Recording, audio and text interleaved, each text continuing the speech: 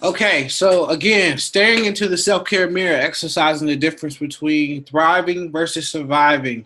So we're going to get into our learning outcomes. Uh, Webinar participants will be able to define self-care, thriving, and surviving. Webinar participants will also learn correlational relationship between self-care, thriving versus self-care, surviving. Excuse me, that is an error. Um, you also will be able to learn best practices to develop, assess, and sustain mutually conducive and holistically healthy self care practices. And lastly, I want to hear from you all, those of you all who are on the call, as well as I'll share some personal narratives around this particular topic um, about self care and the difference between thriving and surviving. All right. So, first thing that you have to do is define self care. And it kind of sounds pretty basic, but I think it is very important because you have to define it for what it means to you. It is critically important that you take the time and either write it down or in a group discussion with others, kind of compare and contrast of what self care actually is. I think some people have the misconception or the false foundation that self care kind of just happens. And there are things that will happen to you over time, but to have a great deal of intentionality about it is really putting yourself in the best position to exercise adequate and efficient self care. So think about what does your best self look like? I know my best self involves me having adequate amount of sleep. When I do not have sleep, or if I'm what we refer to as hangry, if I'm hungry and angry at the same time, that is not a good situation for me to be in. Not only just for my personal self, but my professional self. For me to whether it affects my focus or whether it affects how I interact with others, which is highly, highly important. We'll talk about that a little bit later. But it's also important to realize self-care is multidimensional and ever-changing. Do you have a self-care development or do you have self-care deficit? There's a major difference, right? So when you think about the level of investment that that you have for your self care and what it means, what does that look like, or are you lacking self care practices or healthy self care practices because either you're not making the time or you feel like it's not important. So it's important to explore those aspects. Once you figure out what self-care means to you, it is important to find time and make space to practice those definitions. That's why I love the phrase of self-care practices. It means practices. It means not perfection. It's not a point, a final destination that we're reaching for. There is an ideal self that I try to reach for. However, there are things that I do and things that I learn. There are things I learn about myself every day. Like, oh, I didn't know that keeps me in a calm-headed space, or I didn't know that was a trigger for me. I didn't know that makes me upset. And making the time to define and make space to redefine what your self care means to you is incredibly important. It is important to know self care has to be a priority and not an option. Self care has to be a habit and not happenstance. So you have to be intentional about this. It can't be like, oh, I'll get to it when I have time, or it'll just happen. I'll just wait till this summer to finally use 1 or 2 days of vacation. No, that is it. That is, I do not recommend that as a diversity doctor. I do not recommend that as a healthy mindset in order to address your self care and make it a part of your holistic self. Um, you also want to know that self-care is really like driving your car, your vehicle, whatever you may operate as a motorist. It is not healthy to ride on an empty tank or ignore that noise. I've done it before. I hear something and I'm like, oh no, that must be in the other car that's driving beside me or behind me or in front of me. Or even when I know it's my car, like, man, whether it's stress of, do I have the financial resources to be able to take care of this? What does this look like? But I ignore and say, oh, that piece, it was an extra piece on the car. I didn't really need that anyway. And that is not the case. It is not healthy. So we can't continue to bypass ourselves when it comes to self-care.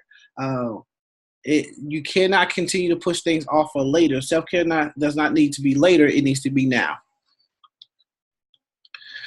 So one of the first things I think about is making a self-care action plan. This means you have to do something. It will not just automatically happen. So making sure, you're being intentional with the self-care action plan. Again, self-care needs to be holistic. You have to make yourself you have to make you a priority to yourself. You cannot, my mother used to tell me all the time, that some people treat you based on how you treat yourself. So if self-care is not important, then it's kind of unrealistic for you to expect for other people to advocate for you if you're tired or if you got a lot of things on your plate. If you continually just do that and it becomes a part of your narrative, it becomes a part of your identity, that self-care is not a priority. So you have to be a priority to yourself. You need to assess self-care state of mind, body, soul, spirit, and emotional self. These are all phases that compose us. And regardless of where you may stand with those various spectrums of yourself, you want to make sure you're making time to really unpack, spend time with yourself. And it sounds kind of like, oh, you just want to, sit in the grass with your legs crossed and kind of meditation, which is also important, meditation and mindfulness. Maybe that's another session in the future. But it really helps you be your best self and take care of yourself, not even for your professional realm of work, but for your personal self, to live, your best life, in order to, these self-care action plans have been shown, when you're really dedicated and committed to taking care of yourself, to reduce health issues, to also, even in the work realm, it's shown to increase work efficiency and workplace happiness. It is important to,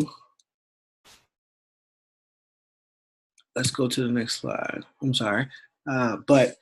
So again, self-care needs to be holistic. You have to be a priority to yourself, mind, body, soul, spirit, and emotional self. Make sure you assess those. It's important to check in with ourselves. You are your primary self-care doctor. After enduring excess or endured stress, be sure to take time to gauge how it impacted you. Oftentimes, especially during stress, we want to fast forward to the next good spot or the next sweet spot. It does not feel good when you're going through stress or when you're experiencing loss or things like whether the personal or professional realm. But it's important to kind of stop the tape and say, hey, this happened to me. How did it make me feel? I know personally, and I'm comfortable enough sharing it. There was a time when my previous partner and I lost our first child.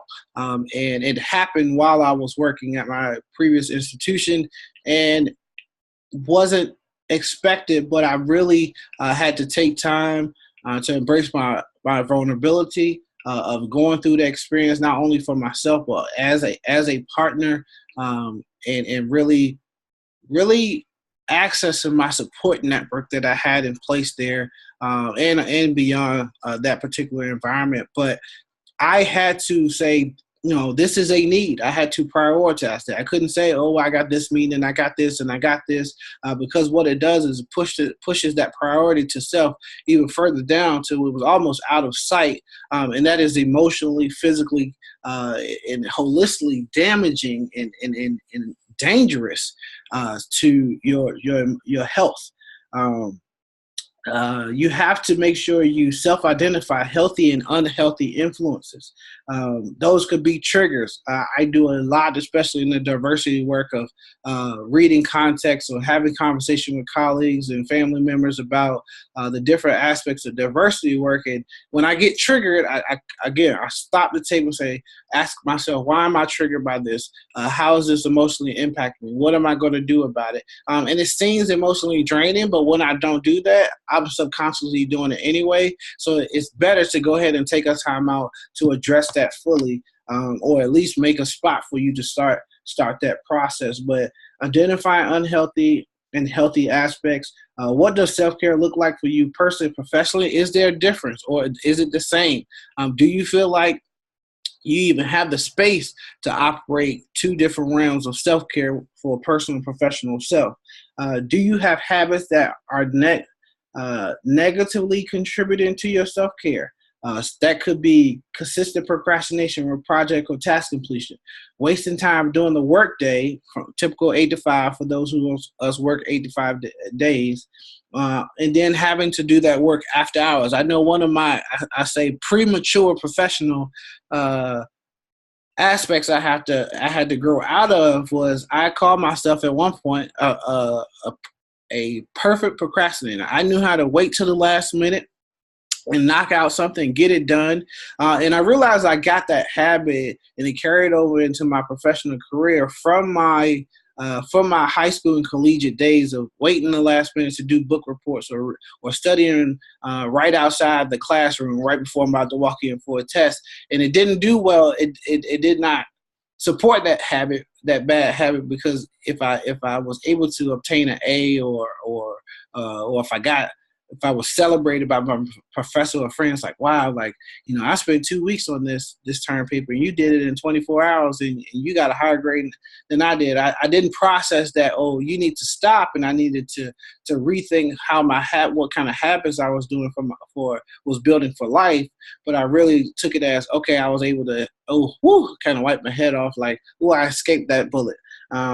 So subconsciously, because I didn't address it then, it carried on to my professional work life, and really, as a hall director, my first couple of years, I struggled with the administrative because it was so demanding at the institution I was at, and because honestly, I didn't have the commitment and the focus in order to like truly become efficient at administrative work and other aspects of the position. So that was a negative habit that I really had to come to terms with and say, okay, either I'm going to continue to do this and continue to struggle, or I'm going to connect with some colleagues and seek help, seek a support system in order to better myself. Also, when it comes to I think about my self-care when it comes to conference travel season. We all know, particularly in our region, that once conference season starts, a little bit before, I think, the placement exchange, and for some folks, it happens in the fall more than the spring. But Encore, Akuoi, NASPA, the placement exchange, like SEAHO, all these are concurring conferences, and they require different amounts of energy, different amounts of attention, depending on how you may be connected or involved at that particular platform. But what you want to do is, I had to really think about it. I remember my second or third year at SEAHO, I presented twice, and I also had a very active and networking nightlife with my colleagues, because it's really like a family reunion, a space of exhale, particularly for me as a Black male, and being with other folks of color. And being able to connect and re-energize each other, and encourage and empower, educate and enrich. But there are, I started to see myself in future other conferences after that particular conference to not be out so much, or as active and engaged, or picking a particular venue or position within SEAHO at the conference to be fully present and to show up. So because the reality is, I had to go back to campus, and I still had a job to do, because that's what I get paid to do. And that's what I'm challenged and tasked to do. And that's what I accepted to do when I accepted this position. So now, as much as I want to go to almost every conference, I have to make the conscious decision, not only financially, to make sure I'm utilizing the financial resources of my department and institution, using those well and responsibly. But I also have to take care of myself as a professional and as a person, because it really can take a lot of energy out of me. And I, have gotten back from certain conferences, and I am zapped of energy, and I again still have to kind of fight through to get my day-to-day duties and responsibilities done. Think about how much sleep you're getting versus how much sleep you think you need. There was a time when I could survive off of 2 hours of sleep. Right, but again, we're talking about surviving versus thriving. I survived with 2 hours of sleep, 2 hours of sleep. But when I was able to get 8, 9, I was able to thrive, and I was able to do more than I probably thought I could, just simply off of being more responsible with my sleep schedule and my commitment to that. You want to think about, how do you hydrate? Are you getting not only just water, but making sure that we are made up a majority of water. So it's important for us to kind of restore that, from the various things that may cause us to lose it throughout each day. How do you exercise intentionally? And I'm not saying you have to be a gym rat or you have to hit the gym 8 days out of 8 times in 8 days and 7 days. Nothing like that. Because Lord knows I do not go to the gym. I need to because I want to, not because of something I'm just trying to portray. But, it is cool looking to go to the gym. But if you attend the gym, consider charting your workouts, as it shows to help with accountability. I know when I was going to the gym for the 2 weeks I tried, when I wrote down what I did at the gym and the days I did it, I felt really there was a level of accountability and guilt that I felt when I skipped a day, or I skipped a particular workout.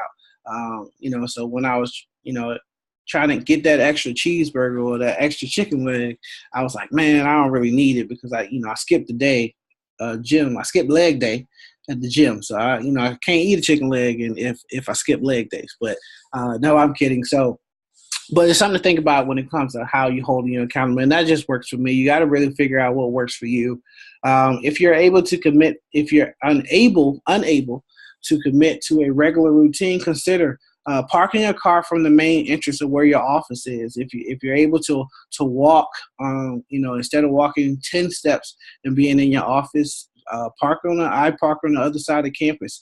So it may be 125 steps before I get to the office in the morning, but it really helps me because also, as long as I, don't have an exhausting day and don't forget where I parked my car, which has happened a couple of times, that means I get some exercise when I get ready to walk to my car as well, before I head home. Also, I've seen some colleagues here at UNCG.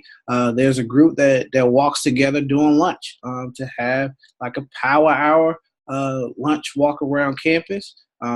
Some people bring their lunch and a lunch and power walk or just a time in fellowship. So not only you're connecting with others, but you are also taking care, investing in your self-care in that aspect. Also, it has there's some statistics, sorry about that, that prove we need mental breaks from our computer or our daily routine.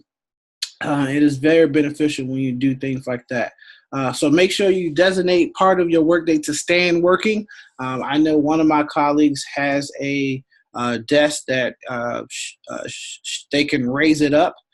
So they push their chair to the side. And so probably about 15, 20 minutes a day or every so often throughout the day, they will just stand up and work.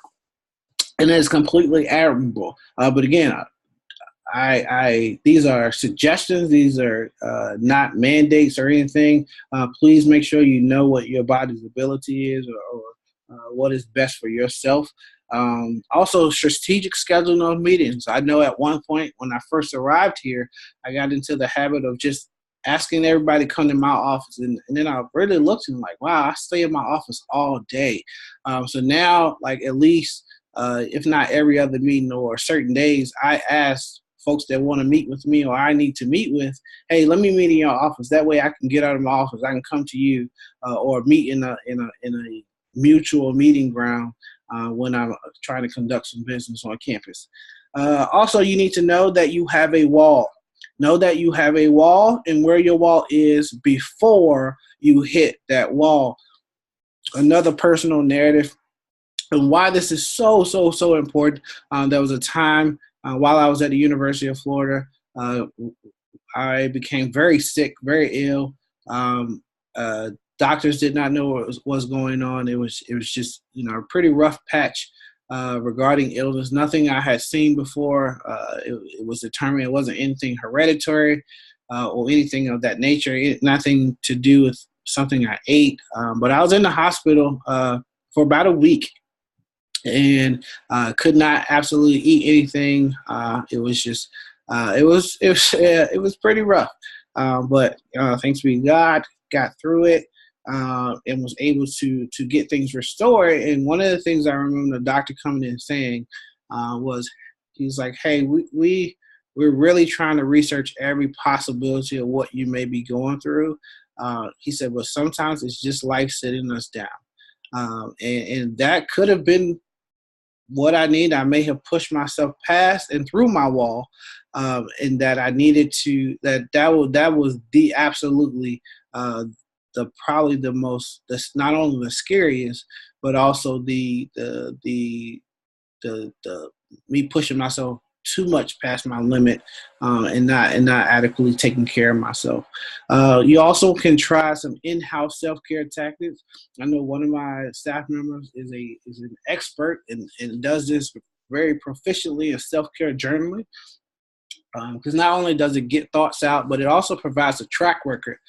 So if you experience certain things, again, if you identify triggers or things that you enjoy, you can go back and flip through those pages like, oh, this is how I got through that, or this is the last time that I took vacation and what I did and how it made me feel and the impact it had on work. So journaling and getting those things written down and written out is very helpful. You always want to be, one of the things I practice is the power of conscious or controlled breathing. Sometimes I just take a break and breathe and simply close my eyes, breathe in and breathe out slowly. I may do a cadence or something like that, but really just try to quiet my mind. We'll talk a little bit about centering yourself on the next slide. But it really, it's ironic because it sounds silly sometimes, but it's ironic of what it can do when it comes to my personal and professional self. Also practice checking in and cross-communicating impact. One of the self-work phases that I'm in actively right now is kind of stopping to take with other people when something impacts me. Because before I was so used to being impacted or being triggered, and I would hold it in. And then I was like, oh, okay, the time is gone. I'm not going to address it. But now I'm so in front of my emotions for the most part that I'm able to say, hey, this is to another colleague or a friend. I know you said this, and this is how it impacted me. And it has done great for me in the types of relationship I've been able to sustain, and also how I work well with others. Also, it's given me an insight on when I have not done this, how it has kind of bruised some relationships that I have with some friends and that with some folks that I've crossed paths with, that I really wish, kind of looking back, like, wow, I could have taken better advantage of that relationship had I just spoken up and advocated for myself or talked about the impact as opposed to holding in or not addressing it at all. So with this, we're going to talk a little bit about self-care cycle. And here right here, in this self-care cycle it's the most important thing to pay attention to. This is my focal goal is the centering around myself.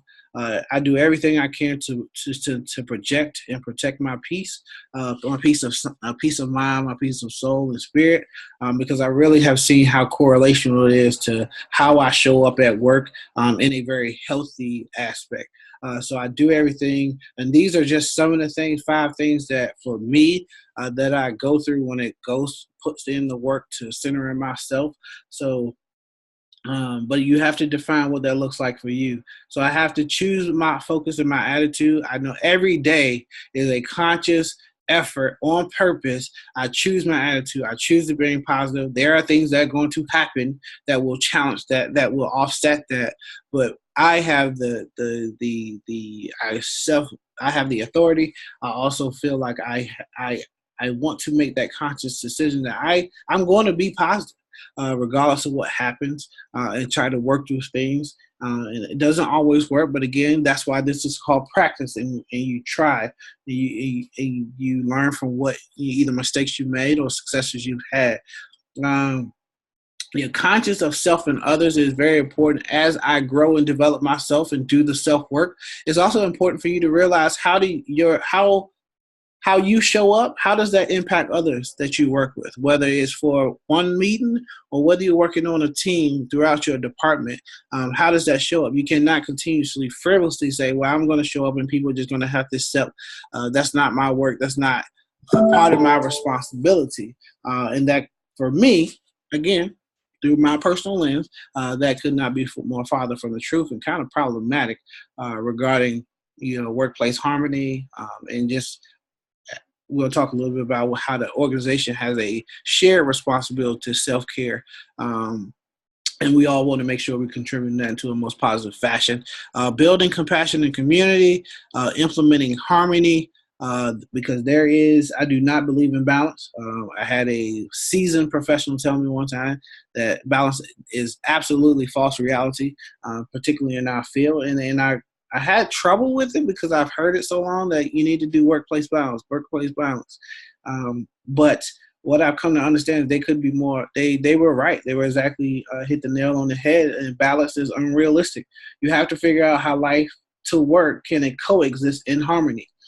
At times they do not, but consider how to keep your self-care at the forefront of your mindset for each day or each time something happens. It is okay to take the best of yourself and not settle for what's left of yourself. Let me say that again. It is okay to take the very best of yourself and not settle for what's left of yourself, because we are in a business where we are so used to, or we're condoned and we're conditioned to do for others. We're in the business of service. So that is what we do. We help other people. But as you will see, or what we saw on the previous screen, it is very difficult to pour from an empty cup. Even again, with the car analogy, you can only go so far of what you have in your tank before you have to stop and refill up for yourself. You also want to create space in assessment of yourself. Make sure you make the time to say, okay, again, check in with yourself, assess yourself. Okay, this time last year, this is where I was. This is how I felt. Honestly, that is what's keeping me mentally sane, because I know last year this was a very busy time. So I understood coming in and what I need to do to mentally prepare for this time this year.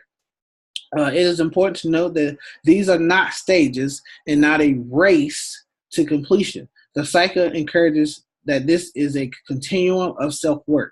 Additionally, it is very likely you may exist in one or more phases of this cycle simultaneously. As you are doing the work of this self-care cycle, you also want to consider the 8 dimensions of self-care, and look at those: the relational, environmental, systemic, emotive, luminescent, financial, cognitive, and aptitudinal, that you want to make sure that you are keeping at the forefront of your mindset.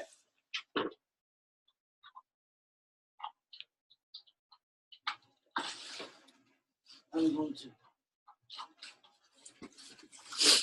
All right.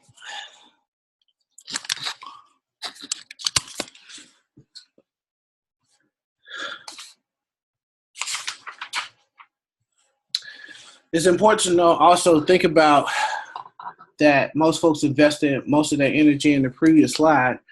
Most folks invest their energy and attention into 1 or 2 categories instead of all 8 when it comes to the 8 dimensions of self-care. So even do a short survey with yourself. Where do you fall? Do you address all of these or any of them? And they may not be important to you. And also that's something that you have to make sure you take into consideration.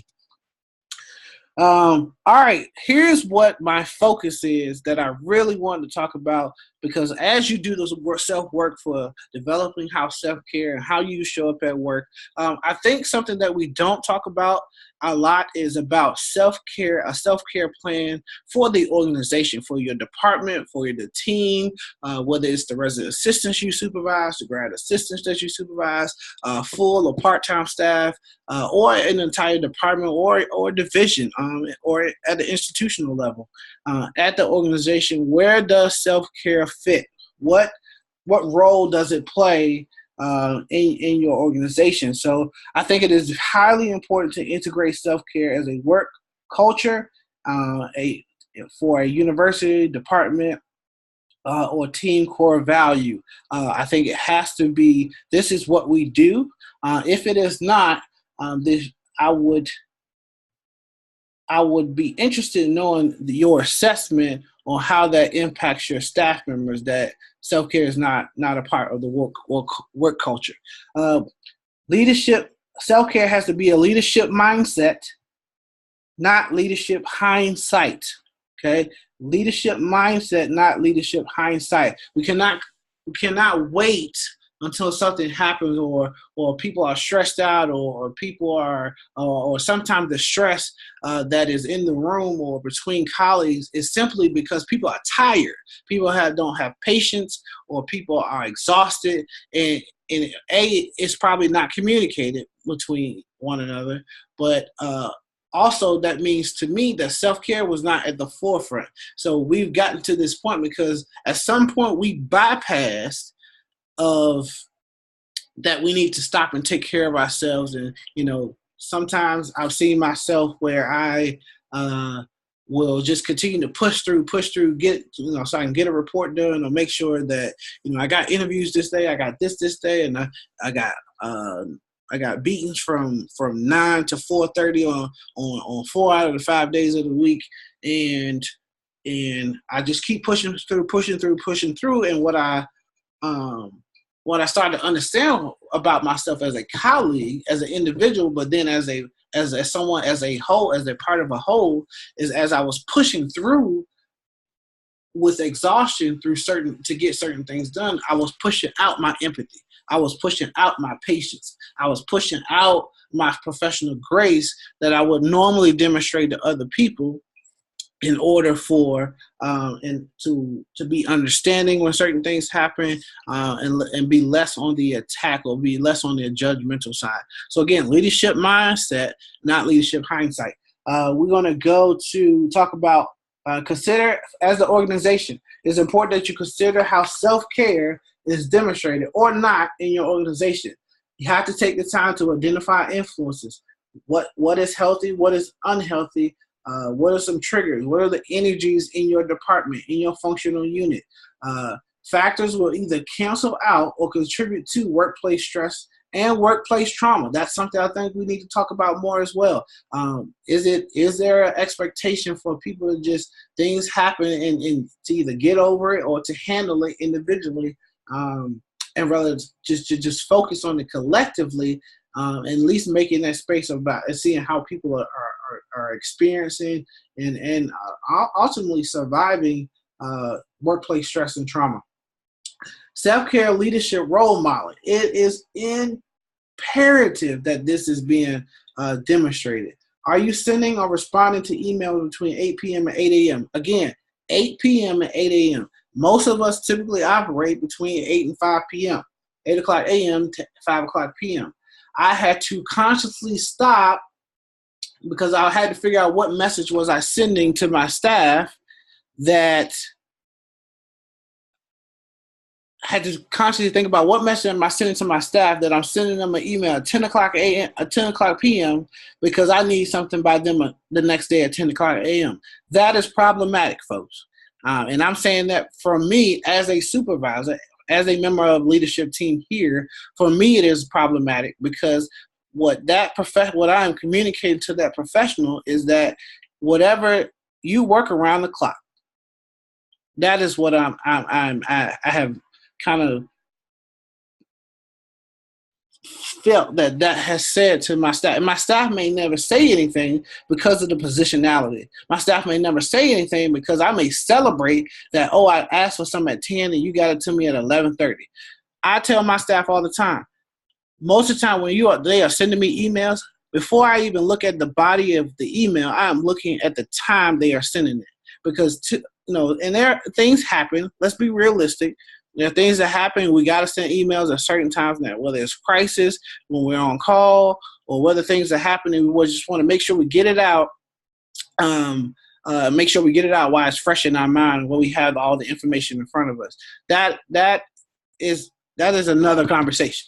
However, is that the consistency? Is that the expectation that, hey, I sent you an email at 10, you better respond to me by 8 a.m. And that is something that I make sure I do not implement with my staff. And also that I don't do it, right? So that role modeling, I have to make sure that, if they happen to send me an email at 11 o'clock, now I may have the answer at 11:03 when I read it, but that doesn't mean if they don't need the answer right then and there, then I'm not going to respond, because guess what that says? I answer my email 24/7. And sometimes I do keep my eye on it, and having my email on my phone sometimes is problematic. Sometimes it really helps. But it's an active process that we got to make sure we're thinking about. Consider how you are contacting staff members while they're on vacation or sick time. Self-care should be an expectation, not an exception. So making sure that we are being conscious and making sure that we're being considerate of how if somebody's away, my philosophy, I'm going to figure it out. Unless it's something that particularly needs your specific input on, then I'm going to figure it out and I'm going to try to get it done, because I don't want to disrupt and I don't want to create a expectation that I can call you even when you are not in the office and you've scheduled, or whether you had to take emergency vacation time or what have you. We need to consider how we support versus how we celebrate folks that push through and get it done. Again, it's not about if they will get the work done, but how are they getting it done must be of equally critical focus. Also want to think about shaping self-care as a shared responsibility. As I talked about now that the individual is starting that self-work and know what they're doing, or know what self-care is looking like to them, the institution, department, the team, leader has a responsibility in that as well, to make sure. One of my questions that I leave on my office board in my when I'm doing my one-on-one times with my staff members is the very top question, because I'm also specific in the order, right? I can't put self-care, like how are you taking care of yourself, at the very bottom question, and that's the last thing we're talking about. No, it's at the front. And one of the questions, I think I'm looking at it, is number 3, and I asked them, when's the last time you took vacation? Because if we have 2 or 3 meetings and you continue to say, oh, I'm getting to it. Oh, I got to think about it. We're going to have a separate conversation. And I have to say, hey, you've had a lot going on. Even if you take a staycation and you just stay in your apartment or go somewhere close, it is important that I'm committed to your holistic self-care as well. We also need to make sure that we are exercising self-care with integrity and intentionality. Exercising self-care does not require for you to use it as an excuse when you got a lot of stuff to get done. Now, if you didn't handle what you needed to in a timely fashion and you just waited to the last minute to get all your reports done, that's a different conversation we need to have, rather than you having a lot on your plate and you physically or emotionally not being able to get it done. I need to know how I can support you. Consider incorporating self-care in levels of training. You may already have it labeled as, oh, we're going to take a break at this time. We're going to do this at this time. We're going to, time to yourself. Label it as self-care. Make self-care a normal part. It has to be a part of the work culture. Okay, we're going to wrap up because time is of the essence. This is talking about fixed versus growth mindset. Think about where you are when it comes to that, when it comes to thriving versus surviving. One of the examples given in the second chart, when you're surviving, you're adequate at work, or you have withdrawal, you have minimal effort, versus thriving, you have personal excellence, high productivity, engagement, exploration, and action. So think about these things. The legend and mogul, Mother Maya Angelou, she says, my mission in life is not merely to survive, but to thrive, and to do with some passion, some compassion, some humor, and some style. So folks, please make sure we're taking care of ourselves. It's all of our responsibility, so we make sure we're here and creating and living healthy, creating healthy habits for the professionals today and the professionals tomorrow. Slow down, keep calm, be positive, all those things, regardless of what life throws your way.